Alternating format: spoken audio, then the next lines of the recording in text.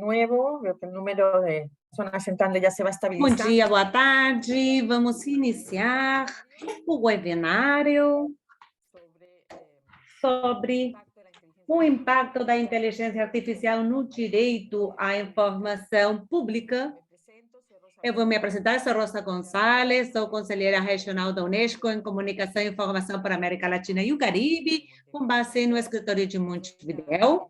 Eu dou as boas-vindas a todos, agradecendo pelo tempo que vão dar para essa temática, dizer que a interpretação para espanhol e para português, então, porque vamos ter apresentações feitas nos dois idiomas, não incluímos inglês porque há outras atividades para o Caribe que vão ser feitos nesse idioma. Agradecer também nossas intérpretes que vão nos ajudar nesses dois idiomas. Um reconhecimento e agradecimento a nossos especialistas, palestrantes também, e relator, que vou apresentar daqui a pouco. Eu gostaria de começar lembrando o porquê desse webinário. Como vocês sabem, reconhecendo a importância do direito a acesso às informações como um direito fundamental humano. Em 2015, a Conferência Geral da Unesco declarou em 28 de setembro como Dia Internacional para o Acesso Universal à Informação, e em 2019, o dia também foi declarado pela Assembleia Geral das Nações Unidas. Essa data nos permite, todo ano, sensibilizar sobre as temáticas, também dar essas informações à comunidade por meio de eventos e debates que nos permitem ir avançando coletivamente nestas temáticas, identificando desafios no cumprimento desse direito. No ano passado, tínhamos uma reflexão regional nesse mesmo dia. Ontem foi o dia, mas nesse ano fizemos um ano mais tarde devido ao volume de eventos do dia de ontem. No ano passado, falávamos nesse mesmo dia sobre o desafio do monitoramento desse direito, nos centrávamos em como reconstruir melhor depois da saída ou da pandemia ou da época pós-pandêmica, esse desafio de reconstruir melhor e como esse acompanhamento permite identificar onde estamos e como avançar. Este ano, o centro disso é a inteligência artificial, acesso à informação, governança eletrônica, e esse evento regional, temos um evento global que é feito de ontem, que vai finalizar hoje com a adopção de uma declaração que vai ser um texto importante que vai permitir avançar também no processo desse direito. A diretora-geral da Unesco, Ursula, na sua mensagem, assinalando esse dia, lembra que as sociedades atuais precisam de um acesso inclusivo à informação para construir futuros justos, pacíficos, sustentáveis, e faz uma chamada a todos os países para que tratem as informações como um bem comum da humanidade. Também muitos de vocês sabem que no ano passado, finais do ano passado, os 193 estados membros da Unesco adoptavam a recomendação sobre a ética da inteligência artificial, que são os grandes sistemas de nossa atualidade e de nossas sociedades. Para esse evento, para marcar esse evento Dia Internacional, queríamos centrar o debate analisando como podemos utilizar a inteligência artificial como ferramenta para ter esse acesso à informação, abordando os desafios, os riscos que isso gera. Para isso, queremos nos concentrar esse debate, essa reflexão em nível regional, nessa oportunidade e esses desafios do uso da inteligência artificial por parte da administração pública e, especificamente, nos próprios organismos que garantizam esse direito à informação. Portanto, o tema que vamos abordar hoje é bem novo. temos relativamente pouco tempo, um pouco mais de 1 hora, então eu vou diretamente apresentar os especialistas e apresentar a estrutura do webinário. Vamos ouvir primeiro Elias Jacob de Menetes Lito. Ele é professor da Universidade do Rio Grande do Norte do Brasil, pesquisador nas áreas de jurimetria, inovação tecnológica e desenvolvimento de aplicações de inteligência artificial para os atores do sistema de justiça e para a administração pública. Elias, da academia, ele vai lembrar do que falamos quando falamos de inteligência artificial. Vamos fazer um repasso conceitual do que inclui a inteligência artificial. Também vamos ter a intervenção de Flávia Lemos Sampaio, ela é chefa da Divisão de Proteção de Dados das Pessoas da Controladoria Geral da União, CGU, que é o órgão que garante a informação no Brasil, e ela vai falar de uma apresentação de utilização de inteligência artificial de forma interna pela própria Controladoria para administrar as solicitações de acesso às informações, solicitações que são utilizadas e são bem inovadoras e interessantes que a Flávia vai explicar. Depois da sua apresentação, vai ser seguida por Bernardo Navarrete Cháñez. Ele é conselheiro do Conselho para a Transparência do Chile e também professor associado do Departamento de Estudos Políticos da Universidade de Santiago. Ele vai falar de outra experiência muito interessante que vem do Brasil e, dessa vez, a utilização concreta da inteligência artificial, mas de forma externa, e estão considerando como incluir a própria inteligência artificial como informação para ser transparente. E estão definindo critérios para ver como pode ser essa transparência, esses algoritmos utilizados pelos sujeitos obrigados. É um assunto muito inovador e muito interessante. Por último, temos a Fabrício Scolini, ele é diretor executivo da Iniciativa Latino-Americana de Dados Abertos, ILDA, e além de ser autor de Explorando Oportunidades para Conectar a Inteligência Artificial e a Legislação ao Acesso à Informação, que é o assunto que vamos tratar hoje, e que vai encerrar essas apresentações, lembrando por que essa agenda é importante para a comunidade de acesso às informações. Depois dessas apresentações, meu colega Marco Mendiburo, também especialista nessa temática, coordenador e relator do encontro, consultor da Unesco, vai dar umas palavras de encerramento. Antes de ir, então, para Elias, mencionar os participantes, que qualquer pergunta, comentário, utilizem o chat, e, ao final das apresentações, vamos tentar responder. Então, sem mais, eu vou passar a palavra a Elias, que vai falar em português. Bem, muito bom dia, Rosa e todos os presentes. Eu venho aqui hoje para conversar com vocês sobre uma difícil missão, e resumir o que é inteligência artificial em 7 minutos aí para garantir o tempo de todos. Essa é uma missão difícil, mas não impossível, então vamos lá.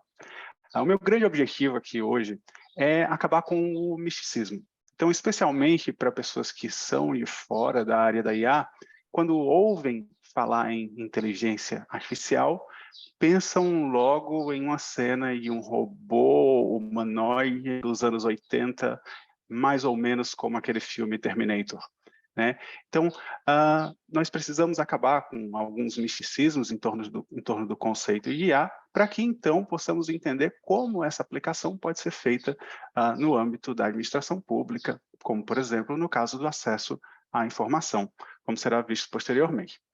Quando a gente fala de IA, nós estamos falando de um grande conjunto de técnicas, né? Mas, normalmente, né, hoje em dia, quando alguém falar IA, o que elas estão querendo falar é de aprendizado de máquina, ou no inglês, machine learning, como é bastante conhecido.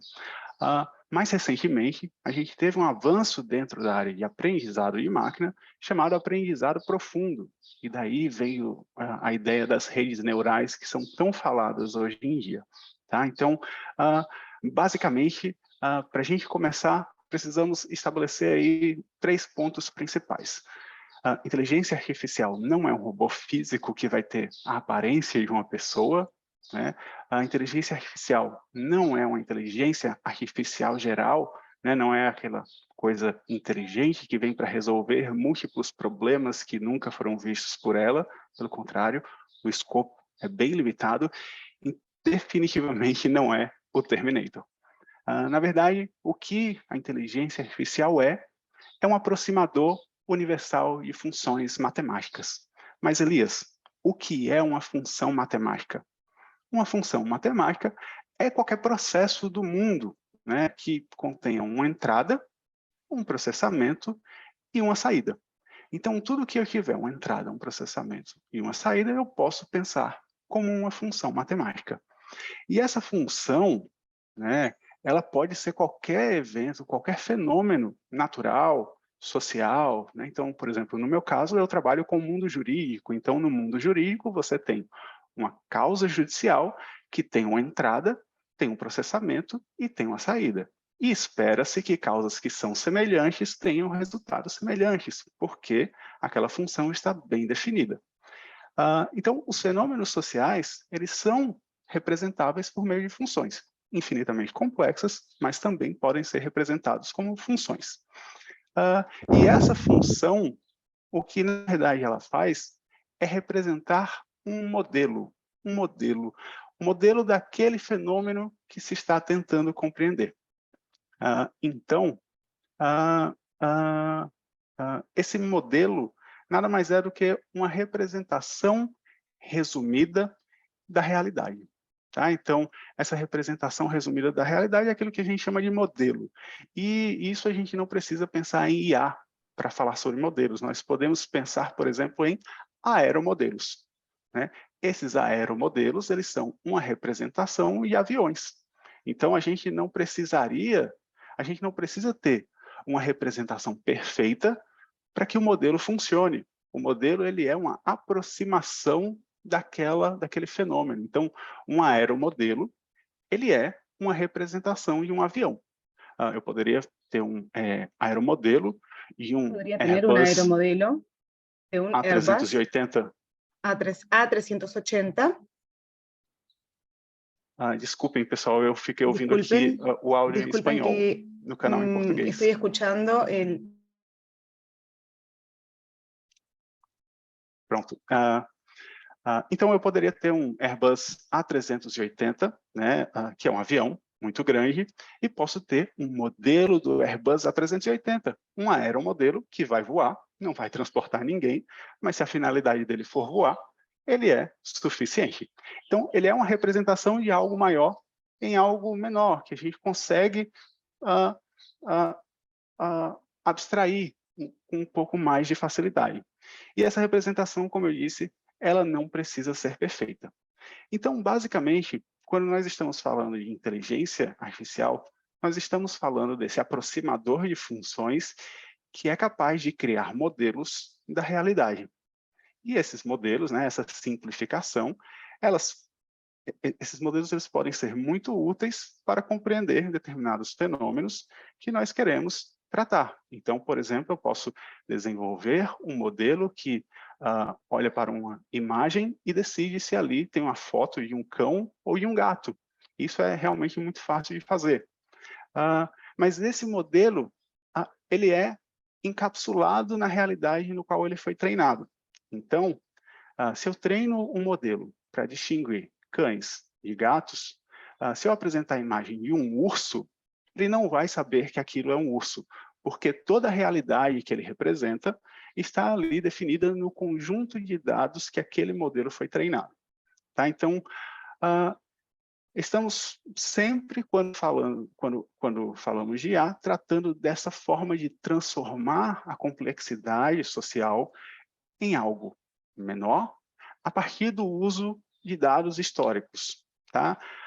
Então, em linhas gerais, se a gente, nos sistemas tradicionais, a gente fornece, né, geralmente, as regras, que são os programas de computador, e os dados, e a gente extrai isso um resultado, né? Então, você pensa numa calculadora do seu computador, que você fornece os dados, os números, e ele faz a conta e te dá um resultado.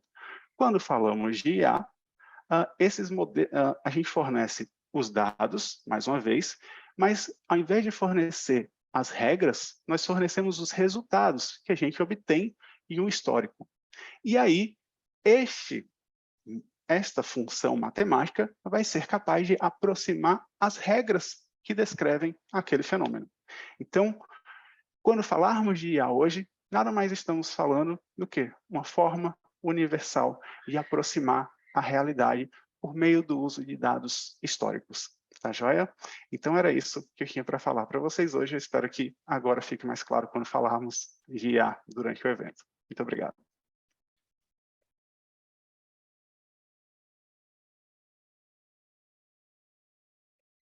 Gracias a ti, Elias. Obrigada a você, Elias. Eu vou sair. Bem, obrigada, Elias, por esse esclarecimento do conceito e por lembrar de que estamos falando quando falamos de inteligência artificial e também por respeitar o tempo, porque eu esqueci de mencionar isso e você esteve muito atento. Então, agora damos a palavra para a Flávia, para que ela fale da experiência do Brasil. E, Flávia, eu lembro que temos entre 10 e 12 minutos por cada expositar. Prometo respeitar o tempo de todos.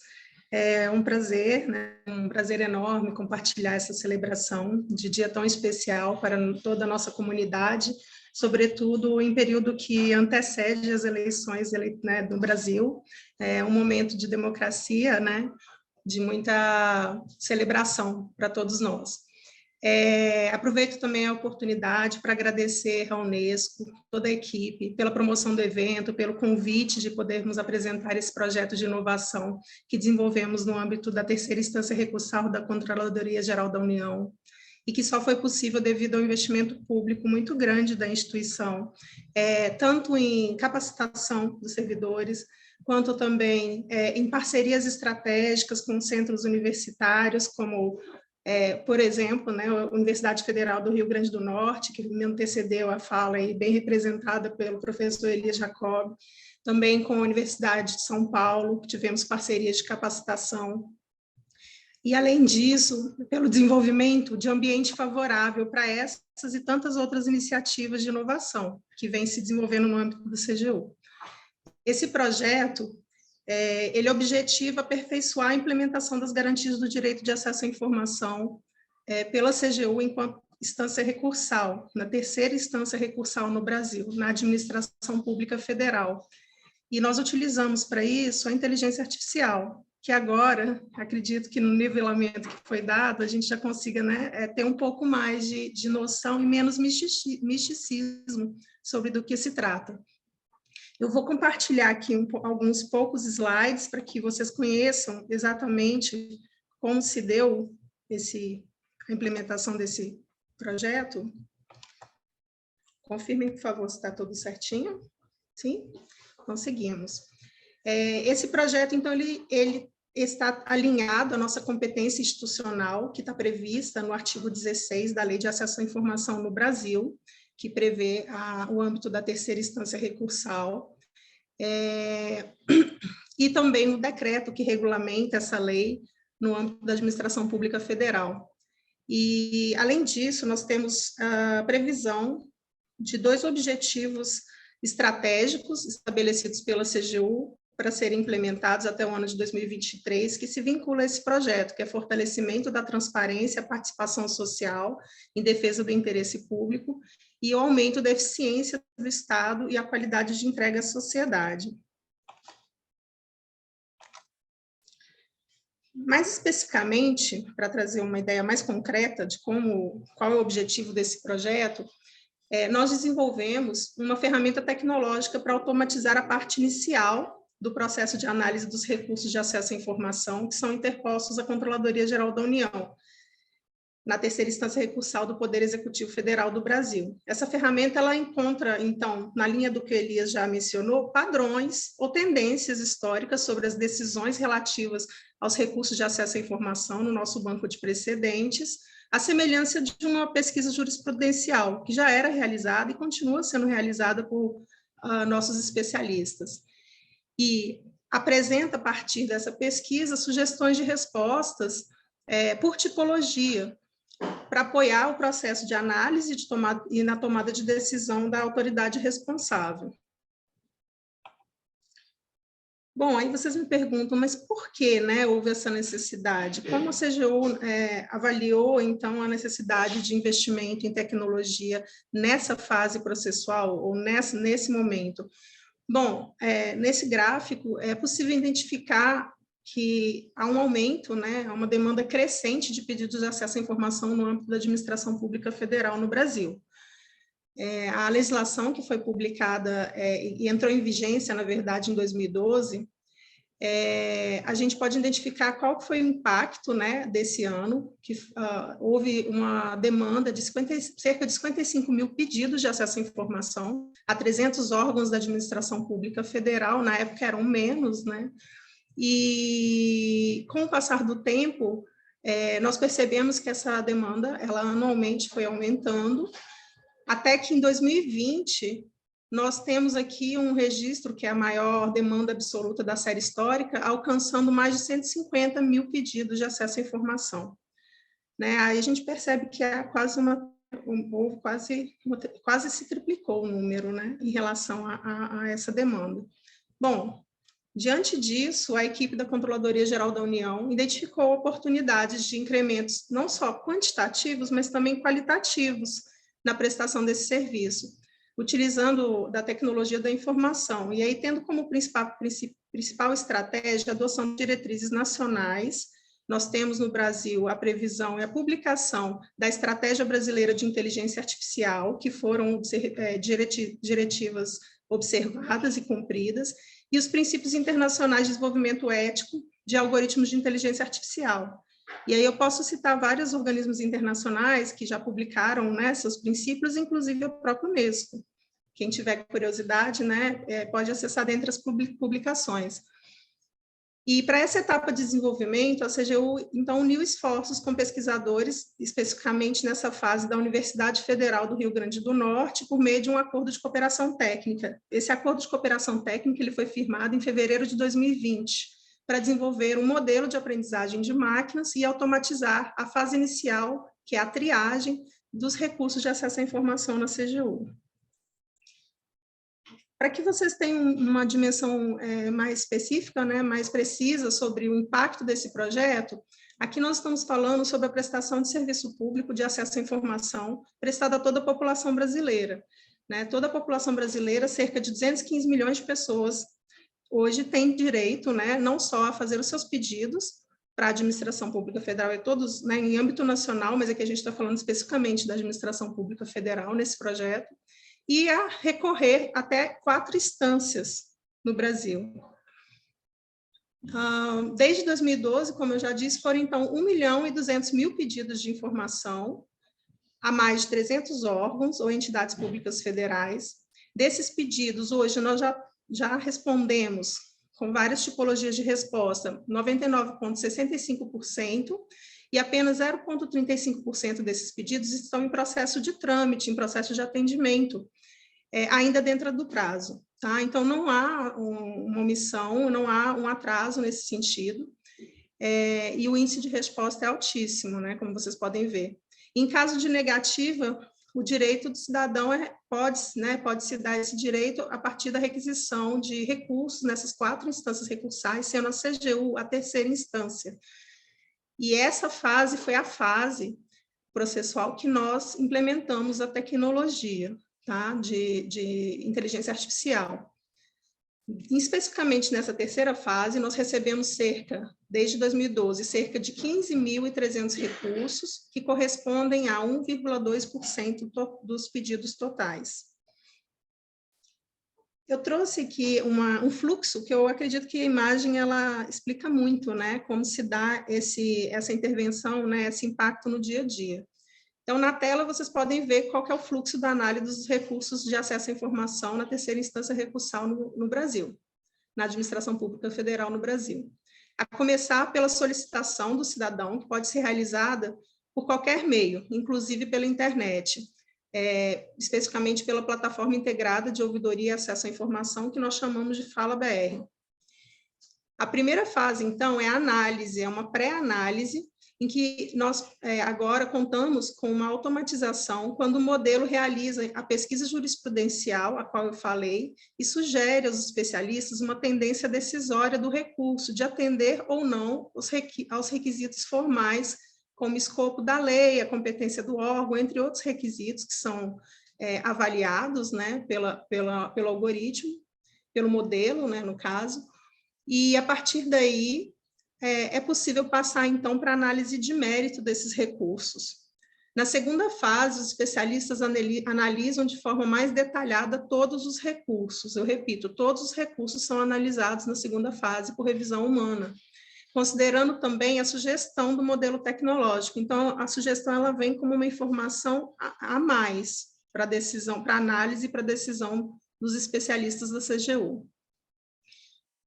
Então, assim, o analista ele elabora o parecer, seu parecer técnico, e encaminha a recomendação de resposta para a autoridade que a decide e publica para o cidadão. Então, novamente, eu gostaria que vocês notassem que nesse fluxo há duas fases processuais em que há uma revisão humana, tá? E que a análise e a decisão são realizadas por especialistas da CGU com autonomia e responsabilidade sobre as suas decisões. Bom, em termos de resultados preliminares, antes disso, né, a base de dados, nossa base de dados utilizada foi, então, todos os recursos de acesso à informação previstos, publicados, né, solicitados de 2012 a 2020 para a CGU. O desenvolvimento desse projeto, ele se deu ao longo do ano de 2021, e a implementação, ela está se dando de 2022 e prevista também para novas fases em 2023.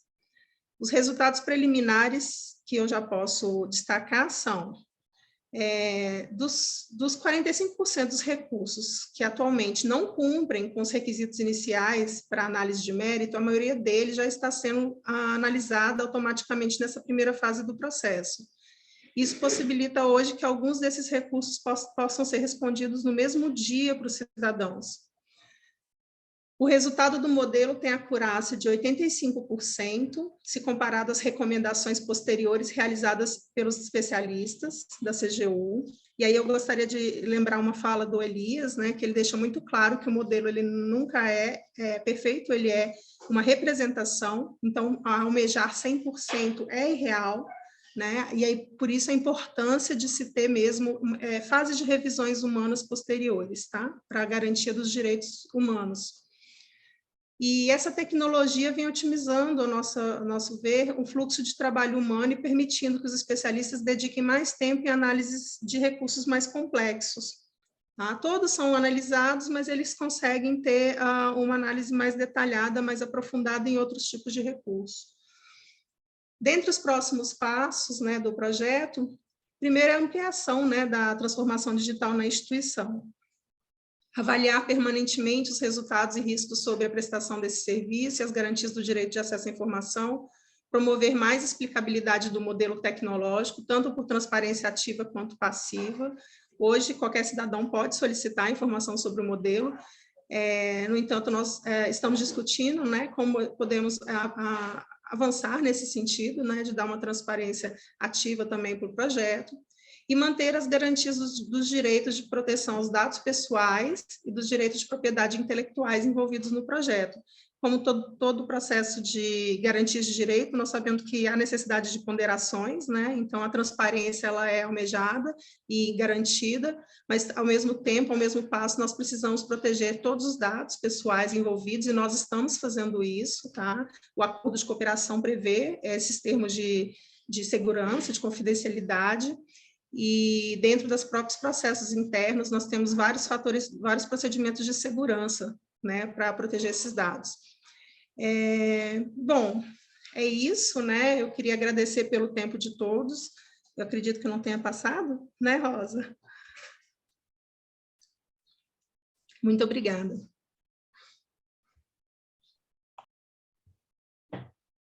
Perfecto, ha estado perfecto, Flavia. Perfeito, Flávia. Realmente, em tempo e em conteúdo, muito interessante a experiência que vocês nos relatam do Brasil,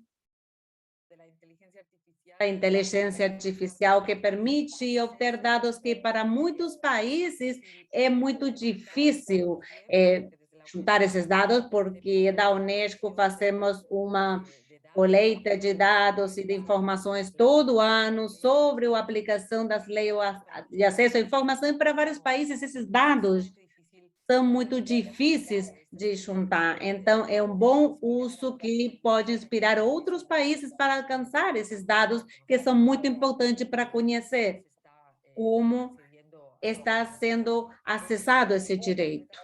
Bom, sem mais, vamos passar então agora ao próximo palestrante, Bernardo Navarrete Janes, que vai falar de outra experiência diferente, porém de uso de inteligência artificial que vem do Chile. Por favor, Bernardo, você tem 12 minutos.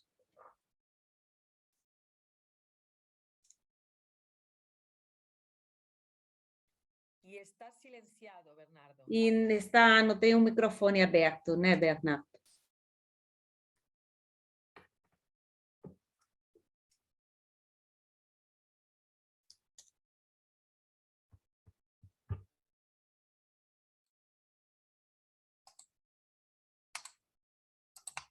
Agora sim. Agora, né? Muito obrigada, Rosa, pelo convite.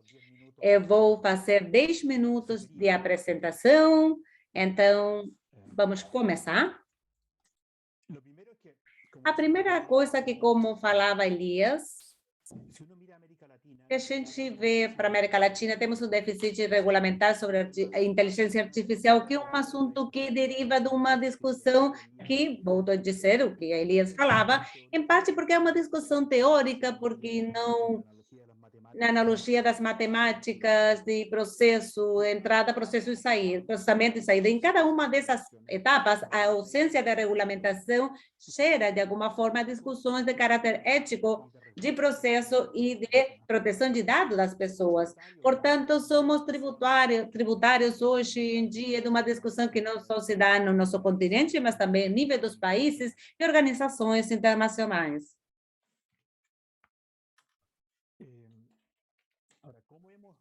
Agora, como nos expomos a isso no Chile? Primeiro, no papel regulamentar.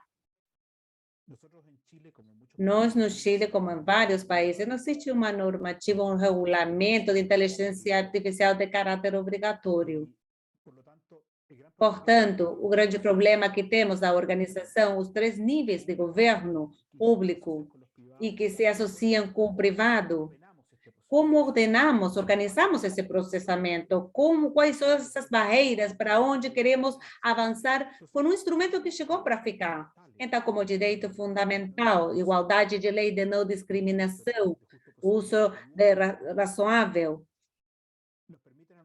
nos permitem a implementação de políticas de inteligência artificial que são obrigatórias para cidadãos. O que temos? Primeiro, uma grande discussão, que também o Ministério da Ciência e da Tecnologia, a frase é certa, como centrar o bem-estar das pessoas quanto aos seus direitos. Então, nós temos, de um lado, quanto ao papel regulamentar, uma lei transparente. O Chile tem uma Agência Nacional de Proteção de Dados Pessoais.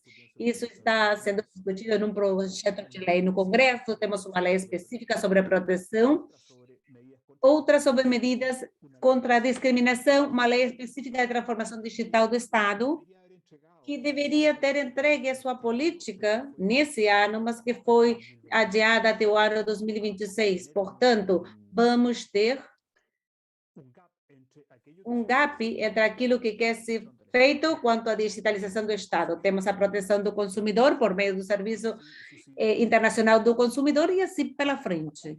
Então, a inteligência artificial no Chile, como falava Flávia, avançou de mãos dadas com o trabalho nas universidades. Sem as universidades, dificilmente teríamos avançado hoje no repositório de algoritmos que tem a universidade, que permite a todas as instituições do Estado ir para aí e ver como vai ser implementado. Que problemas temos? Porque temos informações para 92 sistemas automatizáveis em questões públicas chilenas. Então, o que diz a experiência? Primeiro, ausência geral de informações sobre esse sistema, muitas informações de caráter casuístico, não temos claro o impacto do princípio de publicidade e exercício ao direito ao acesso à informação. Há muita questão que não se sabe bem ao certo, porque se eu continuo com a lógica de Elias, quando eu falo de matemática e falo de formulação, as pessoas não entendem, vão fugir disso, da explicação. Em geral, temos alguma aversão à matemática, à lógica, porque Elias falava entrada, processamento e saída, mas essa teoria é sistema. Então, temos mais de um século de discussão sobre teoria, sistema, ecossistema. Então, no final do dia, temos uma preocupação sobre a afetação dos direitos cidadãos e, sobretudo, o princípio de prestação de contas. Então, o que estamos fazendo nós, como Conselho para a Transparência? Pesquisar e diagnosticar. E quando falamos de pesquisar e diagnosticar, nós fizemos um relatório de transparência no ano 2020, onde queríamos ver essas boas práticas, saber quais esses padrões de transparência para ser automatizada. E geramos uma publicação chamada Transparência no Setor Público como um elemento básico para discutir com todos os organismos do Estado e organismo central, local e regional. Nós tomamos decisões específicas de Conselho para a Transparência e, por meio da inteligência artificial, queríamos tomar decisões no Conselho a partir da tecnologia disponibilizada. Primeiro, porque aqueles que têm os portais de acesso à informação e processamento é o Conselho, então temos uma fonte de informação relevante. Agora, no papel normativo nosso, começamos a elaboração, e o que a Rosa falava no início, é a questão de uma transparência algorítmica para o setor público de caráter obrigatório. Mas para avançar numa instrução genérica obrigatória para o organismo público, devemos abordar assuntos que não são menores quanto as capacidades que têm as instituições para abordá-lo. Comentei que a lei de digitalização do Estado, temos mais 3 anos, então podemos ter um atraso substantivo. O que vamos fazer com os sujeitos para essas medidas que são automatizáveis? Estamos numa linha de diagnóstico. Mas fizemos um processamento participativo porque queríamos ter informações. Perguntamos para 22 instituições, 22, depois aplicamos em 4 instituições a pilotagem e agora vamos para a elaboração do texto. O que queríamos mudar? Primeiro, o nome do sistema, versão, título, serviço, procedimento e assim para frente. E como tenho 3 minutos, Rosa, para fechar a minha apresentação, que conclusões estamos tirando, então? Primeiro, que como os palestrantes anteriores falavam, a inteligência artificial chegou para ficar. O nível de compreensão, certamente, tem que nos preocupar e devemos trabalhar com ele.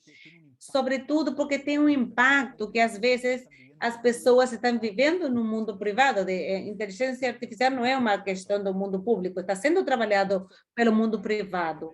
E aqui, logicamente, a Unesco, em 2021, já tinha exposto que a inteligência artificial não pode ser uma zona sem lei e regulamentação. Isso para partir. Sobretudo a lógica, porque o regulado pode regular o regulado. Então, isso gera e leva a que o Chile, há 2 anos, elaborou uma política de inteligência artificial e hoje o aparelho, esse organismo público tem um âmbito e uma questão sobre como agir, em particular para o Serviço Nacional do Consumidor, que é para proteger os direitos dos cidadãos no processo de interação com o mercado. Então, vamos para a nossa proposta específica de instrução obrigatória para os serviços públicos quanto à inteligência artificial, com os nossos desafios. Primeiro, a instalação das capacidades, não ao contrário. Não chegar com um instrutivo sem antes ter claro quais as capacidades da instituição para poder gerir. Depois, promoção e conscientização na cidadania. Para isso está o Estado em si mesmo e as suas organizações são a melhor caixa de ressonância. E depois ter um âmbito regulamentar adequado, em consequência. Se eu pudesse resumir tudo isso, eu diria que basicamente o que nós temos hoje é que a política de inteligência artificial é estruturada no âmbito regulamentar específico, que possa ser entendido pelo cidadão e que leve, ao final do dia, leve para o bem-estar do ser humano como eixo natural. A Flávia falava, descarregar essa gestão de resposta, acesso às informações que estão tendo os funcionários públicos. Porque, em muitos casos, como são curvas de demandas, precisamos ir especializando nosso pessoal para dar resposta, mas de forma e de fundo. Então, os aspectos que podem ser simples, os tratamentos simples a inteligência artificial veio para ficar. Obrigada, Rosa, porque eu preenchi 10 minutinhos exatos. Muito obrigada a você por essa disciplina, pouco usual de vocês e de todos, estamos sendo ótimos de tempo. E obrigado por compartilhar ao detalhe essa experiência do Chile. Realmente é um modelo ótimo e estão no processo de diagnóstico, mas com um processamento, com um procedimento muito sábio, começando com a instalação de capacidades das instituições para administrar isso e não se encontrar com diretivas que depois não possam ser cumpridas por falta de capacidade. Muito interessante o que vocês estão construindo no Chile e vamos acompanhar de perto para, logicamente, fazer referência como uma boa prática a nível internacional. Então, agora vou passar a palavra ao nosso último palestrante, Fabrício Scurolini. Fabrício, vamos bem de tempo, mas para sermos justos, você também tem 12 minutos. Vamos lá. Muito obrigado por esse convite. É realmente um prazer estar hoje aqui. Eu estou saindo de um evento que é chamado América Aberta também, onde também foram discutidos esses temas. E eu gostaria de comentar um pouco sobre o que falaram os que estiveram antes, em primeiro lugar, eu agradeço muito a introdução do Elias. Penso que essa informação precisa de grande democratização sobre o que é a inteligência artificial. E eu gostaria de acrescentar a essa visão de sistema, de input e output, que ingressa uma coisa e sai outra coisa do sistema, que essas ferramentas que nós estamos vendo são tão boas quanto os dados que alimentam, quanto a data que está se alimentando. A primeira realidade sobre inteligência artificial é que é tão boa como os dados que existem. Eu tenho notícias, podem ser boas ou más, conforme o país. Os dados, em geral, são tão bons quanto os que colhem esses dados, as instituições que colhem esses dados e que, por sua vez, garantem alguns padrões de qualidade. Nesse sentido, a América Latina, conforme a informação que temos com o Barômetro Global de Dados, que nós estamos, que é um relatório global, na verdade, aqui, e temos também um barômetro anterior, barômetro aberto, e as situações são muito variáveis conforme o país e o tema, são muito variáveis. Outra coisa que acho que é importante conhecer sobre o que falou Elias é saber o que nos permite fazer a inteligência artificial. E eu digo sempre que são três coisas: automatizar processos, por um lado, predizer situações potenciais, evoluções de qualquer tema e classificar, colocar em caixas coisas de modo que a velocidades exponenciais, coisas que nós não estávamos acostumados antes, porque os nossos sistemas, não é que a tecnologia não fosse conhecida, mas para aqueles que têm estudado seriamente a inteligência artificial, é possível pesquisar antes dos anos 70 essas tecnologias, e ainda antes, conforme a matéria, quanto profundamente estudar a matéria. Mas agora temos o suficiente poder de cômputo para processar os dados, que temos abundância de certos tipos de dados, historicamente, os dados publicados pelas pessoas, foram publicados pelas pessoas na internet, e também a conectividade, a internet, que permite o impacto desses dados no mundo. Então, os Estados têm dois papéis, como regulador, que já falou o Bernardo, e, por outro lado, como o caso do CCU e do Conselho para a Transparência, que os Estados também implementam essas tecnologias, como está fazendo a CCU em um processo de automatização. Nesse sentido, nós fizemos um trabalho chamado Empatia, que depois eu vou compartilhar pelo chat, no qual exploramos a utilização da inteligência artificial no setor público, como está conectado com o acesso à informação pública. Para aqueles que gostamos de viver em democracia, em um Estado de direito, não é uma situação comum no mundo. As democracias são raras agora no mundo, e os Estados de direito ainda mais, mas para aqueles que gostamos disso, há um princípio básico e essencial que os Estados devem explicar as suas ações para a cidadania, para os cidadãos, e poder explicar é chave. Por isso, aqui está a origem do conceito de acesso à informação pública, que é um direito com uma história que surgiu na Suécia há muitos anos. Desde esse momento até agora, correu muita água, mas mais ainda para as pessoas que tomam decisões. E um algoritmo, um instrumento de machine learning está tomando decisões sem conseguir explicar, nós temos um problema.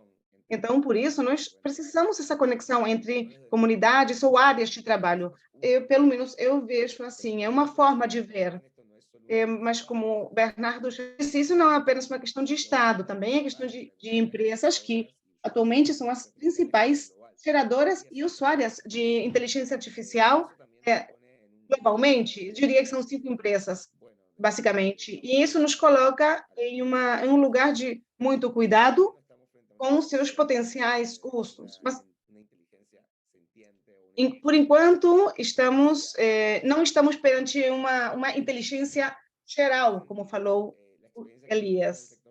Nesse sentido, a experiência que tivemos no setor público está relacionada com 3 mensagens centrais. Por um lado, a infraestrutura de dados no setor público é geralmente deficitária, de má qualidade, o que significa que a maioria desses projetos precisam dados disponíveis e que sejam de boa qualidade. A segunda é que as capacidades no setor público para levar em frente os projetos e poder fiscalizá-los e avaliá-los também são baixas. E o terceiro o que realizamos em Empatia é o monitoramento das estratégias realizadas na região, que, assim como estabelecidas propriamente ditas, como recursos, pelo menos nos últimos tempos, que foi até um ano que nós fizemos a pesquisa no Uruguai e também no Chile, que levava adiante essa estratégia. Bem, são poucas. Estratégias que desenvolveram os países desenvolvidos também são muito mais potentes com relação aos recursos e aos instrumentos sobre isso. E também a capacidade de auditoria, de fiscalização. Então, também devemos reconhecer a grande desigualdade em que estão os nossos países versus os países desenvolvidos e como podemos, de certa maneira, gerar regulações que possam controlar essa realidade tão complexa, tanto no interior da administração pública, como o exemplo que apresentou o assessor Navarrete, essa ideia de mapear o que está fazendo o Estado. E uma colega também do Chile comentava que na Colômbia também há pouco tempo estão os dados sobre o que estão fazendo os estados com algoritmos, e até agora não são algoritmos complexos. Não estamos perante uma sofisticação extrema. de inteligência artificial, mas sim perante sistemas que estão tomando decisões automatizadas e, portanto, está em risco esses vieses, chamamos vieses nesse estado, e que os estados possam repetir isso, porque todas as organizações têm vieses e todos nós temos vieses, mas isso pode gerar variáveis de exclusão, e isso também pode acontecer no desenvolvido. De alguma maneira, também fazer um balanço entre a transparência, sobre o que falava a Flávia, sobre dados pessoais e também temas de propriedade intelectual. E nós também devemos começar a discutir a infraestrutura dos estados sobre o que está relacionado com o código open source ou maneiras em que os instrumentos tenham claridade sobre o que estão fazendo. E essa é uma questão de definição pública. Eu acabaria por aqui para respeitar o tempo e também para habilitar uma troca. Eu agradeço muito a vocês e agradeço esse espaço com a Enesco, que espero que possa sintetizar as expressões que nós ouvimos e também a vivência comparada. Obrigada a você, Fabrício, pela sua apresentação, e efetivamente estamos trabalhando esses temas e vamos ter algumas publicações curtas e muito úteis para continuar analisando esses temas. Bem, acabamos com as intervenções dos expositores, dos palestrantes. Podem fazer perguntas pelo chat. Eu vejo que há uma pergunta comprida, dirigida à Flávia, mas também ao assessor Navarrete, e está fazendo o Marcos. E, Marcos, você tem acesso ao microfone, então, em vez de ler a pergunta, eu vou dar a palavra para você, para que você faça essa pergunta diretamente. Obrigado, Rosa. A pergunta é: em que outras áreas é possível aproveitar esses processos automatizados da inteligência artificial dentro do trabalho da CGU vinculado ao acesso à informação pública? Por exemplo, um grande desafio é observar a qualidade das respostas que dão os sujeitos. E no Chile, no caso do Chile, eu fazia a pergunta para o assessor Navarrete, que eu penso que o Conselho para a Transparência utilizava um robô para monitorizar o cumprimento da transparência ativa, a obrigação de transparência, como é chamada no México, que é a informação que deve ser disponibilizada sem que exista uma solicitação de informação. E também como Flávia e Navarrete veem a utilização desses processos automatizados nos organismos de garantia, porque muitas vezes penso que podem ir em contra dos antecedentes e os perfis de comissionados ou máximas autoridades desses organismos de garantia. Mas Elias já falou que ele trabalha com advogados com grande trajetória, mas isso não significa que eles não sejam conhecedores de temas mais recentes como inteligência artificial. E eu gostaria de uma reflexão dele e da Flávia, e como vem também os seus pares na região. Mas outros pares da região, como acreditam que poderiam ser envolvidos nesse tema? Obrigado. Obrigada, Marcos. Bom, primeiramente, acho que é interessante colocar a importância dos investimentos num ambiente favorável, né, institucional. Eu percebo que o crescimento desse interesse de capacitação custeado pela instituição foi das principais frentes em que há um espaço de discussão maior, de forma crítica, inclusive, em relação às tecnologias, né, como isso pode ser ponderado de forma a evitar perda de quaisquer direitos envolvidos, né, direitos humanos envolvidos, e, ao mesmo tempo, otimizar os benefícios da tecnologia, né? Então, trata-se aí de uma capacitação crítica muito importante, que eu vejo que no âmbito da Controladoria Geral da União vem sendo feita. Nós temos servidores de várias áreas, não somente na área de acesso à informação, que estão envolvidos, né, com essas inovações, com esses desenvolvimentos. Hoje existe um comitê, né, um comitê para articulação interna sobre pesquisa e conhecimento e inovação, que foi criado exatamente para que a CGU tenha uma diretriz clara, coordenada, em relação a essas iniciativas. E um dos pontos desse comitê, inclusive, é a avaliação crítica de diretrizes sobre aumento de transparência e explicabilidade desses modelos. Em relação aos potenciais, né, a gente vislumbrou já alguns potenciais outros, né, inclusive com Elias, sobre a área de acesso à informação. No Brasil, nós recebemos muitos pedidos de acesso à informação ou manifestações, são tipologias diferentes, né?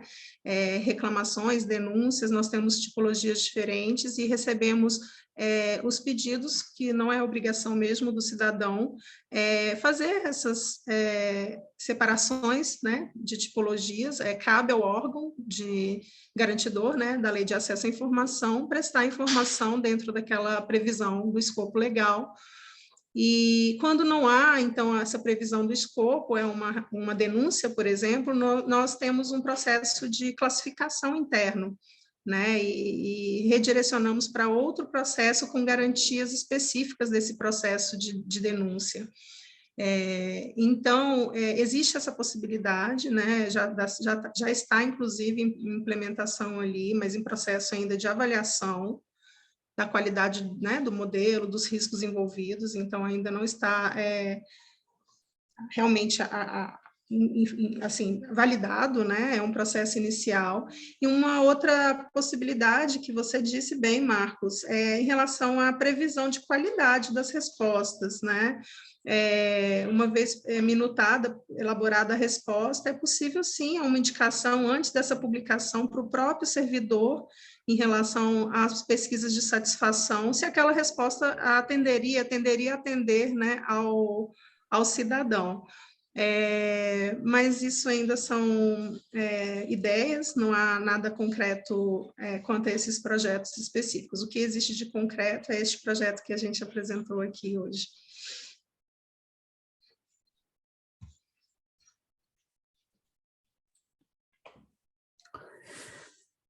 Marcos, a tu pergunta. Marcos, sobre a sua pergunta.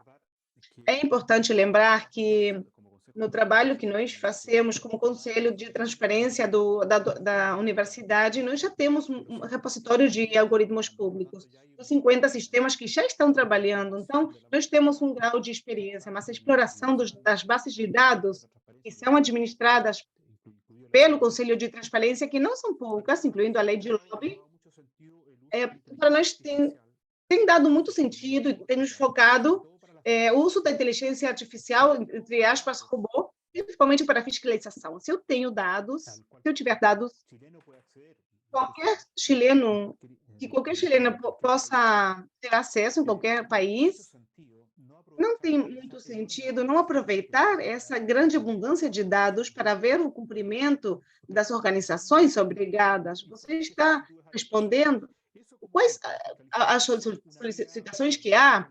Então, essa é uma via importante para, vamos dizer de outra forma, para avançar na qualidade de acompanhamento e permanência de fiscalizações.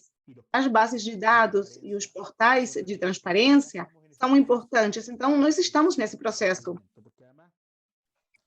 Porque, além disso, isso é importante, nós tivemos que avisar sobre o uso disso, sobre os auxílios expostos a acesso à informação e transparência também aberta. E nós, eu quero mencionar em termos breves, nós nos pronunciamos a decisão C e vou fazer como, embora não seja advogado, vou fazer como se eu fosse. A decisão C, 692/21, onde o Conselho se pronuncia sobre o sistema de diagnóstico automatizado telemática que usa os sistemas da saúde, sobre algoritmos utilizados pela Agência Nacional de Inteligência, sobre os algoritmos de avaliação de informação financeira que usam as diferentes instituições, a superprefeitura e as áreas de economia e de controle e de gestão financeira, sobre o sistema informático de garantia explícita da saúde. Isso é muito importante, porque, como vocês sabem, o sistema de saúde do Chile tem um duplo componente, mas quanto a todo o sistema que estamos falando de aproximadamente 80% dos chilenos precisam de uma avaliação das capacidades humanas, portanto, em particular que foi muito relevante sobre o sistema de alerta quanto à infância. Então, tenho diferentes casos que nós estamos nos pronunciando quanto aos sistemas informáticos usados pela administração do Estado e como pode melhorar ou regulamentar ou controlar seu bom uso, o correto uso, num processo de construção. Então, por isso, não temos ainda a instrução geral de acesso à informação sobre inteligência artificial. Isso é o que eu posso te comentar, Marco. Muito obrigado, Bernardo, Flávia, pelas respostas.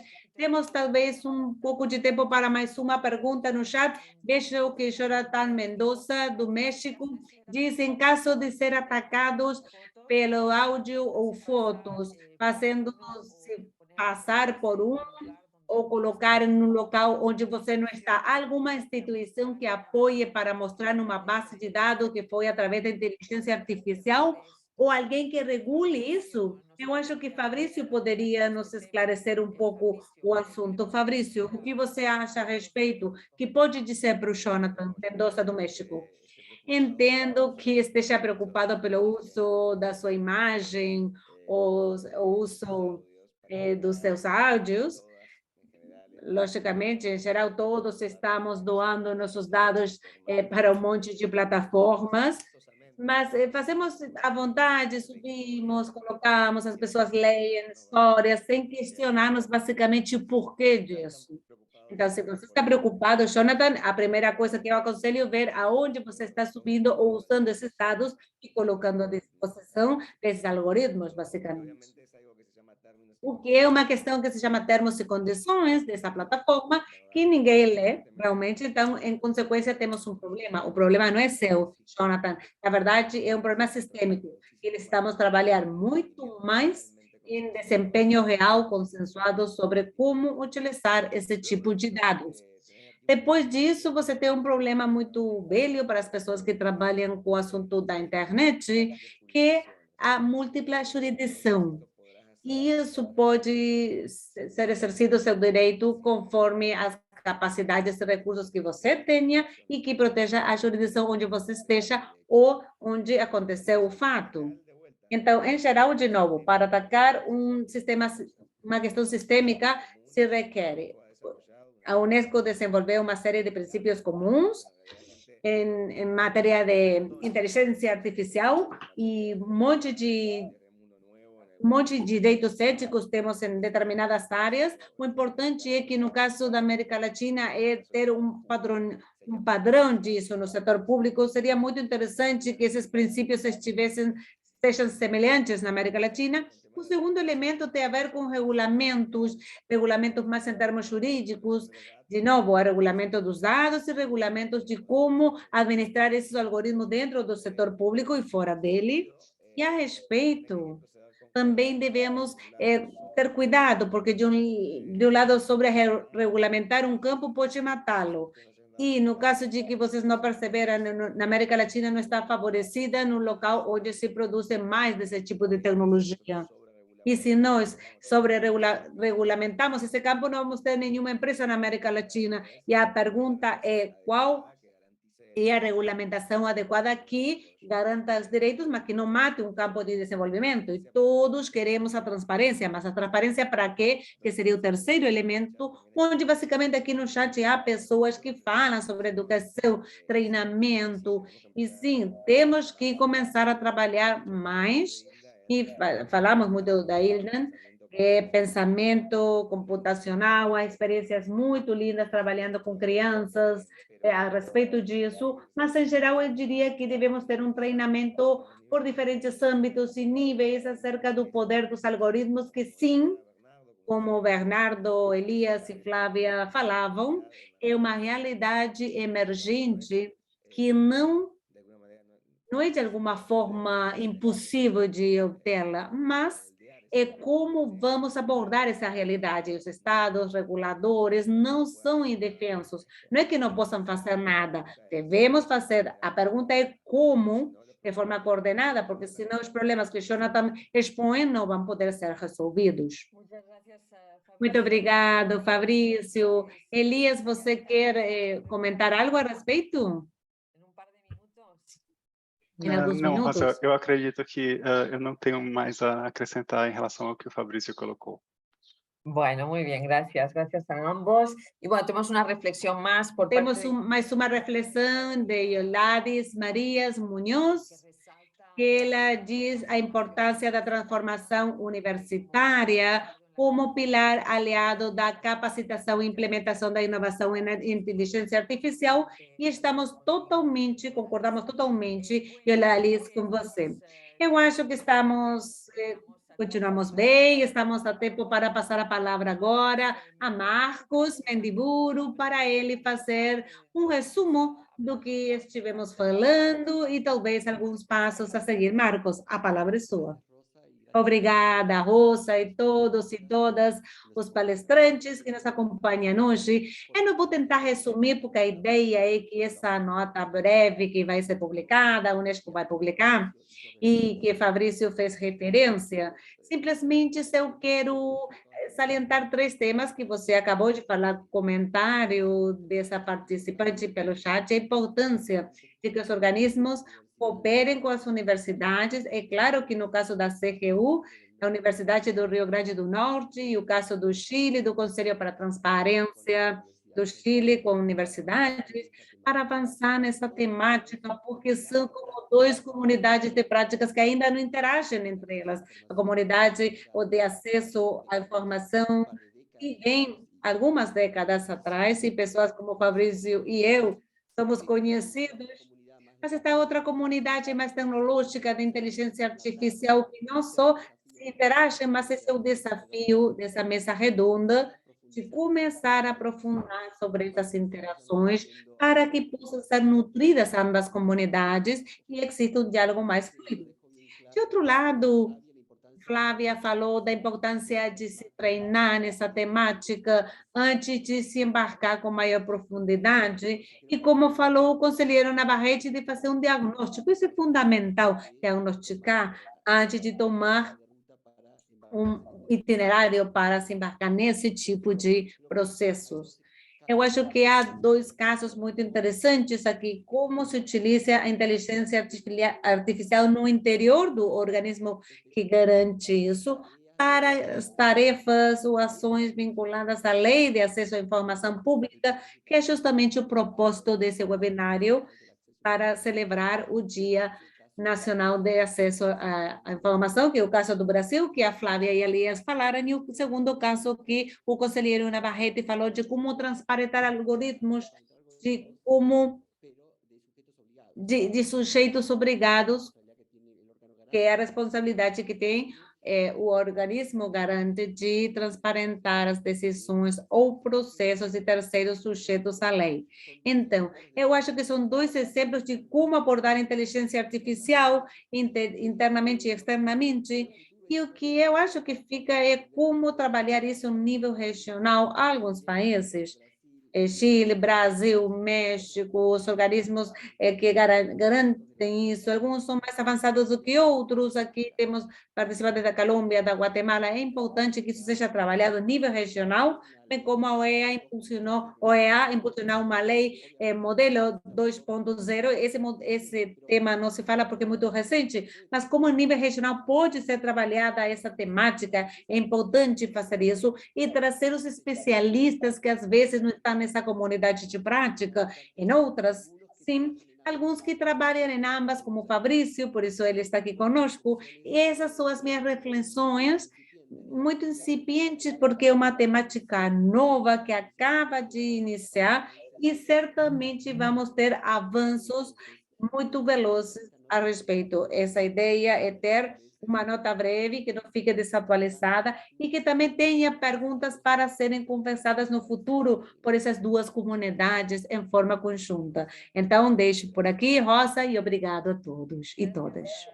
Obrigado, Marco, por essa conclusão. E com isso encerramos a atividade do dia de hoje.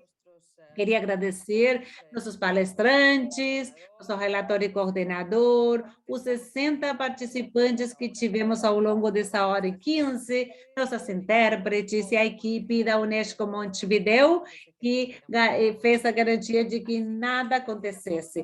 Então, muito obrigada e a gente vai continuar em contato. Além do Dia Internacional, temos o ano inteiro para continuar a trabalhar com esses assuntos. Muito obrigada a todos e bom dia para todos. Obrigado a vocês. Muito obrigada.